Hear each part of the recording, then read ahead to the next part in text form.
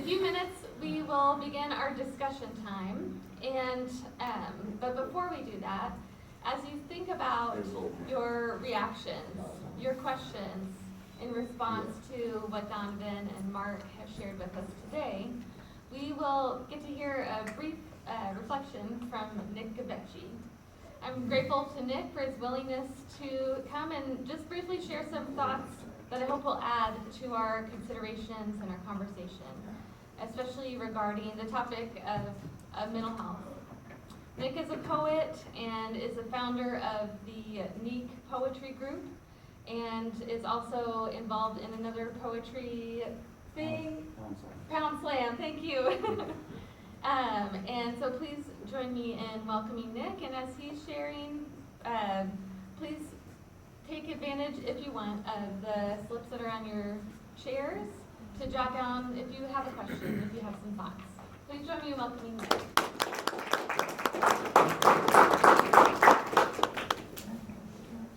All right, thanks for having us, guys. I have two things that I want to talk about. Well, first of all, I have this. I work with Poetry for Personal Power, and a lot of it is based on what Donovan has said and what Mark has said, based on the idea of just changing our language, changing how we refer to somebody with mental issues. And one of the main things is the disease model is very heavily oriented on just how the brain works, how the chemical imbalance and genetics and all that, which really relies on the precept that these people are different than we are. And by calling somebody different, you're going to treat them different. It's just the way that it's inherent in the language. The definition drives our motives. So first of all, we need to stop hardwiring words like different and better and worse into our language and actually treat these people as if they are just a person. I mean, if you're going to call them a group normal and a group mentally ill, then by definition, if these people are different than these people, then all of these people should act the same.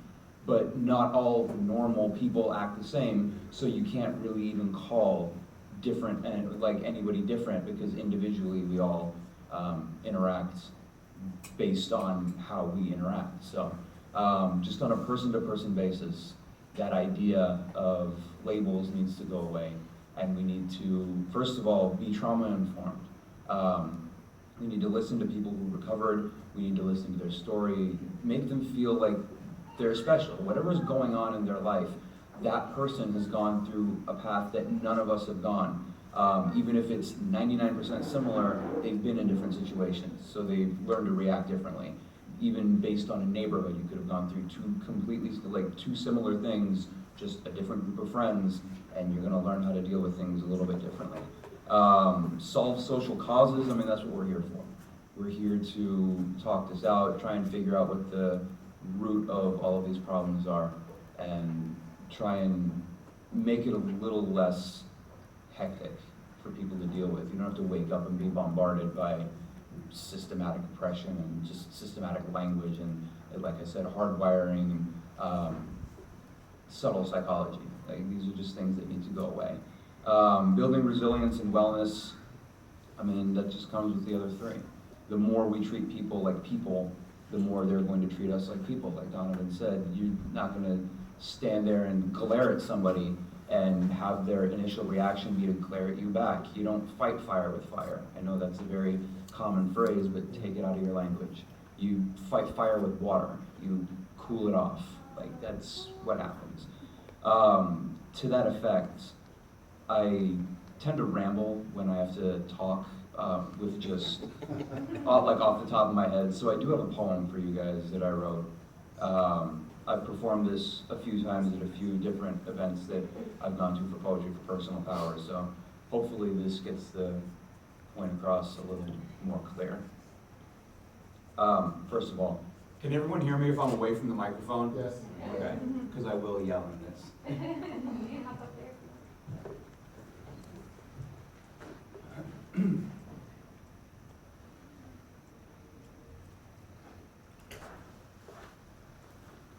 He just wanted to be a real boy. but he had fallen from graces.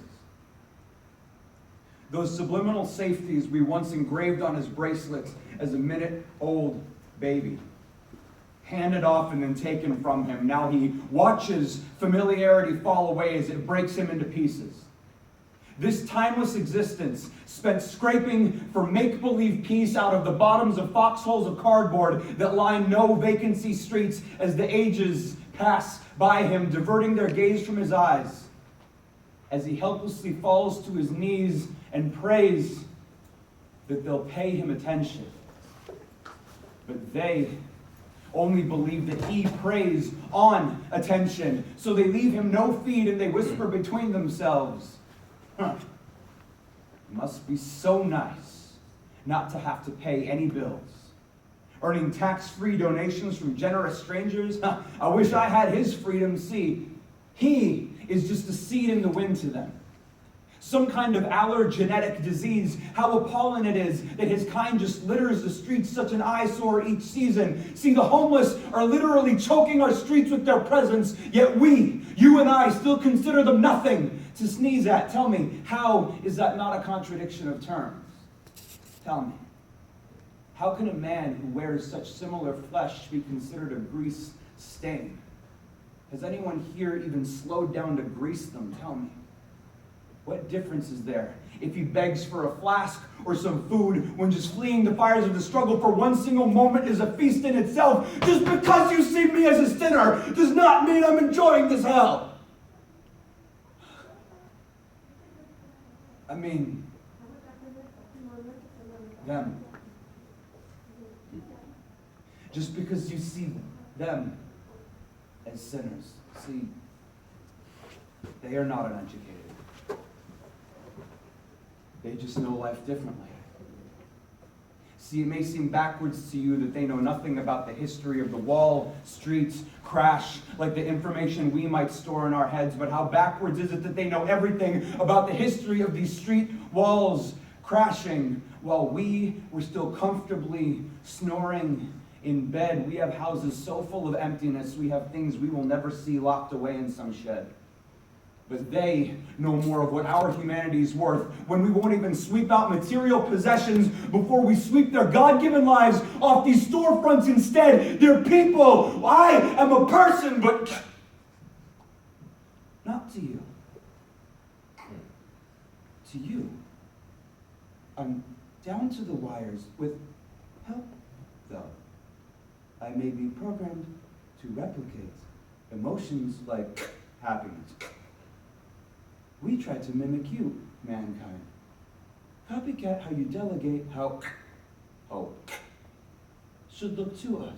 Please take a moment to demonstrate how to make mimicry humankind's act can resuscitate humankind's act, sense of humanity, act to alleviate inhuman acts, human's act, so inhumane error, humane error, humane error. Please change take to side beat, side beat, side beat, side beat, side beat. Is anyone beside me? Please change take, please change, please change, please change, please change, please change, please change, please change, please change. I just wanted to be a real boy.